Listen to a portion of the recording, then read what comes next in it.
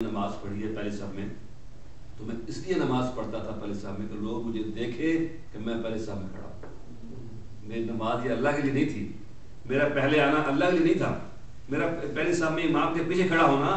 اللہ تبارک و تعالیٰ کے لیے نہیں تھا، بلکہ لوگوں کو دکھانے کے لیے تھا کہ لوگ، میں آج ڈر رہا ہوں نا کہ اب میں لوگوں نے مجھے دوسری صف میں دیکھ لیا تو لوگ کیا کہیں گے کہ لوگ یہ تو پہلے وہاں کھڑا تھا آج یہاں کھڑا ہے۔ اس کا مطلب کہ 40 سال میں صرف اس لیے کوشش کر کے آتا رہا کہ لوگ مجھے دیکھ نہ پائے کہ میں سیکنڈ صف میں ہوں، لوگ مجھے یہی دیکھیں گے میں پہلے صف میں ہوں، تو اللہ تعالیٰ کے نہیں بلکہ میں لوگوں کے لیے میں پہلے صف میں کھڑا تھا۔ تو لہٰذا میں فیصلہ کیا کہ میری 40 سال کی نمازیں ہوئی نہیں ہیں اور بقیہ زندگی وہ 40 سال قضا نمازیں لوٹانے میں گزار دی۔ اللہ زینہ ہم ایسے ایسے بہادر اور ایسے ایسے پرعزم لوگ ہماری صفوں میں ہوئے ہیں، مگر ہم آج بڑے پست ہمت ہو گئے ہیں، بڑے کم ہمت ہو گئے ہیں، اپنی نمازوں کے بارے میں، سجدوں کے بارے میں بڑا مشکل ہے۔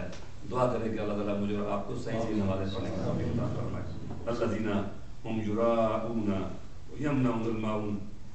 اس میں نماز کی حفاظت بھی ہے، نماز کا قیام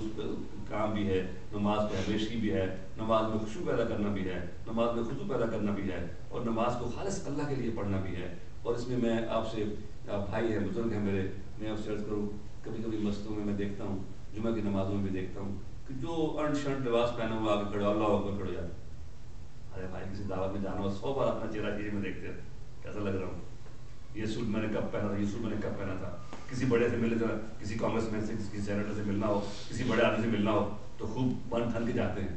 اللہ کی بات، حاکم الحاکمین ہے، جو بادشاہوں کا بادشاہ ہے،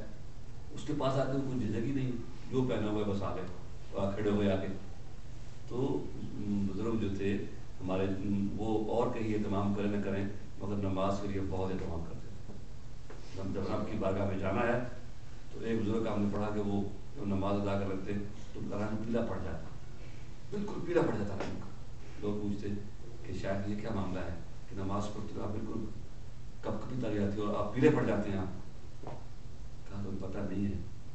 کہ میں یہ کتنے بڑے بادشاہ کے دربار کی حاضری ہے، جانتے نہیں ہو، تم اگر جان لو کہ کتنے بڑے بادشاہ کے دربار کی حاضری ہے تو تمہارا بھی رنگ پیلا پڑ جائے گا۔ اگر ہمیں یہاں کی بات نہیں کرتا، پاکستان کی بات کرتا ہوں، جہاں زیادہ بچپن ہمارا گزرا ہے، اگر تھانے دار کے سامنے آ جائے، کسی بندے کو خام کو بجائے دھر لے، کسی کو ٹریفک کا سرجری روک لے کسی کو اگر، تو اس کی جانیں بری ہوتی ہے، خوف کے مارے گرگی بن جاتی ہے، کہتے ہیں کیا کیا ہو گیا میرے ساتھ۔ تو ایک سرجری کے سامنے جو آدمی ڈر جاتا ہے،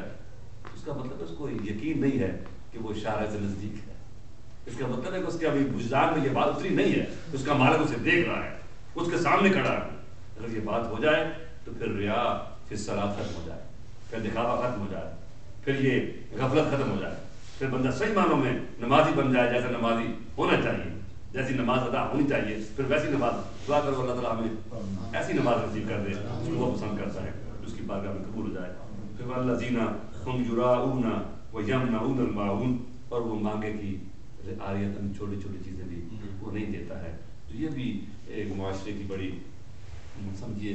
کہ ایک انسانوں کی بڑی خصیص یہ ایک ان کی صفت بیان ہوئی ہے، ان کے کریکٹر کا ایک جھول جو ہے ہمارے سامنے آیا ہے کہ دیکھیے کہ انسان اتنا بھی گر جائے، کیا وہ مانگنے کے لیے لے کے جائے گا پھر واپس کر دے گا، دینا تو بات کی بات ہے، یعنی صرف اتنا بھی نہیں ہو سکتا کہ اس کی کوئی چیز تھوڑی دیر کے لیے کوئی استعمال کر لے۔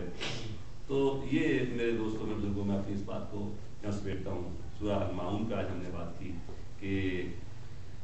دین سارے کا سارا، ادخلوا فی السلم کافہ، دین میں داخل ہو جاؤ پورے کے پورے۔ ایسا نہیں ہے کہ جہاں جہاں سے پسند ہے وہ لے لیا اور جہاں تھوڑی سی تکلیف ہوئی اس کو چھوڑ دیا۔ اور یہ ایسے ہی ہے جیسے کسی نے یہ ٹیٹوز بناتے ہیں نا، پرانے زمانے میں وہ کہاوت شیخ شادری نے لکھی ہے کہ وہ کوئی کسی کو شوق جایا ہے، وہ اپنے شیر بنوائے اپنے یہاں پاس پہ، وہ چلا گیا، اس نے کہا میں شیر بنا دیجیے، اس نے کہا اچھا ٹھیک ہے بناتا ہوں۔ تو اس نے جب بنانا شروع کیا نا، اس کا ذرا منہ، اس کو درد جب تکلیف ہوئی اس کو، تو اس نے کہا کیا بناتے ہو؟ اس نے کہا میں شیر کا منہ بنا رہا ہوں۔ اس نے کہا اس کو چھوڑو، اس کے بغیر ہی بنا دو۔ اس نے کہا چھوڑ دیتا ہوں۔ اب اس نے اس کی کمر بنانا شروع کی، اور پھر درد ہوئی، یہ کیا بنا رہے ہو؟ اس نے کہا میں شیر کی کمر بنا رہا ہوں۔ اس نے کہا اس کو رہنے دو، پھر اور شیر بنا رہا ہوں۔ ہوتے ہوتے اس نے کہا اس کے دم تک پہنچ گیا، اس کو بھی رہنے دو، اس نے کہا اس کا مطلب سارے رہنے دو۔ تو معنی یہ ہے کہ جہاں تکلیف پہنچتی ہے